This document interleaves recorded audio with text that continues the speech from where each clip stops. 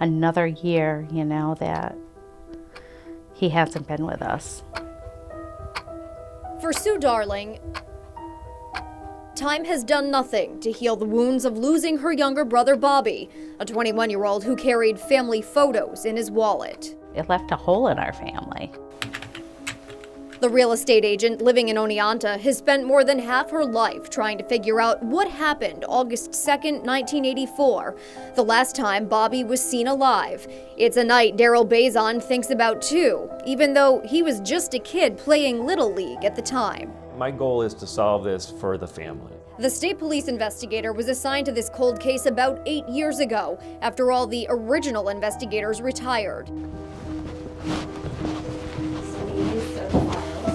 Yes. He plunged into these giant boxes filled with files, pictures, evidence, and notes from interviews with 100 people, getting himself up to speed on a murder mystery that's haunted Fulton County for 3 decades. Bob Darling was involved in narcotics in 1984. Darling hung with a crowd that landed itself on a list to be indicted for crimes involving LSD and cocaine. Darling's name was last on the list. He may have also owed somebody money the night he disappeared after an evening at a bar. He was reported by his roommate as not being home the next day. There were rumors he was planning to flee to Pennsylvania to avoid getting arrested. Then one afternoon in late October of that same year, 2 men who were hunting came across what they thought looked like a human skull. They found it in these woods in the town of Benson in Hamilton County.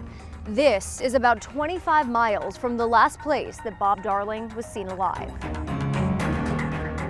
2 days later, doctors used dental records to identify the remains. It was indeed Bob Darling.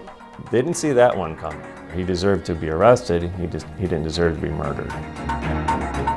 Darling was shot in the head. Some of his remains were found beyond this path, deep into these woods, a popular party spot in the 80s. There was some clothing, there was a shoe, lower extremity of one of his legs, and the shotgun casing that was nearby. There's a trail, as you can see here. For all these years, that's all investigators have had to go on. That and the word of the people Darling saw that night. I've interviewed everybody that was interviewed in 1984. Sometimes, though, an investigator can't ignore a hunch. Do you believe that the person that pulled the trigger that night is still in this area? I do. So does Sue Darling. Keeping the secret, it can't be easy. And I think there's a lot of people keeping secrets. But she says the secrets are starting to unravel, thanks to this Facebook page she set up dedicated to finding the murderer. I think we're very close. You do? I absolutely do. There's a lot of people talking. But not enough. We haven't had that lead we need yet.